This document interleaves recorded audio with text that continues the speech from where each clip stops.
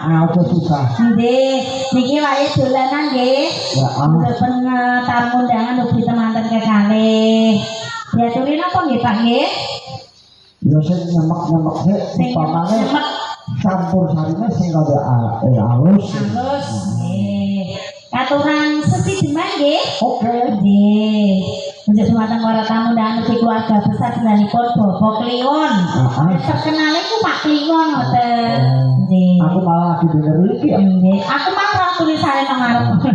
Langsung mawon nggih Mas, monggo. Ayo dados Mas, sesi demen.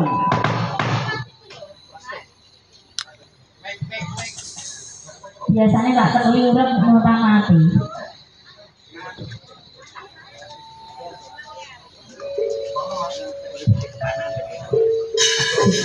Batunya keras Mas.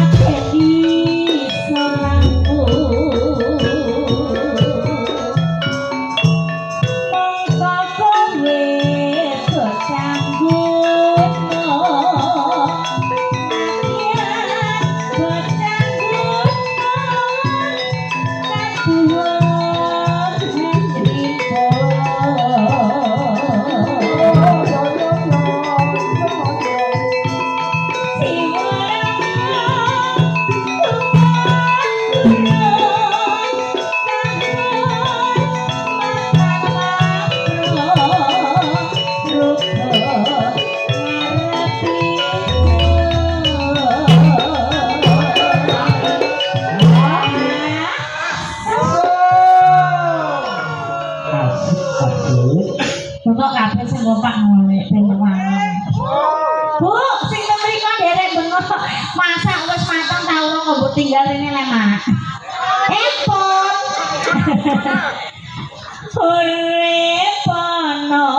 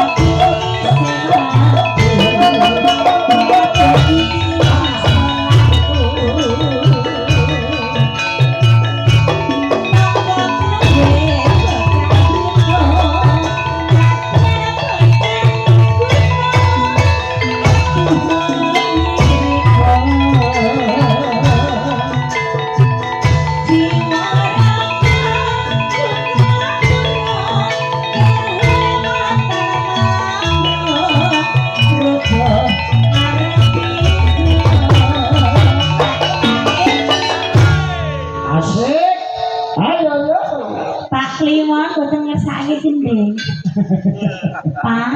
Kakak itu Malah iki njaluk diparani apa piye kok ketoke kalem men. Pak jenengan apa mboten saged mesem to, Pak? Wih, bayaran wis kadung entek sing di omah ra gelem mesem aku marai susah.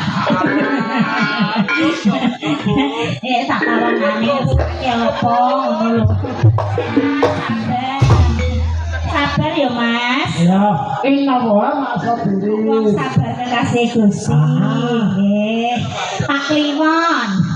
Sing di omah ki nek tak tawani biasane terus nyawer 200 ngono. Jenengan ngersake napa, Pak? Lah kok ndredeg apa piye rasane atine? Niki gadah damane nding-nding. Wis to tenang rasa dipikir. Sok sing balekno buan ya anak mah. Lah mikir, ibuke pundi? Alah, Ibu. Iki jen siang, Bu. Ngersake gending napa? Boten ngertos gending. Padha kalih kula Bu ngertine dhuwit. Mata dihitung ya apa? Pertama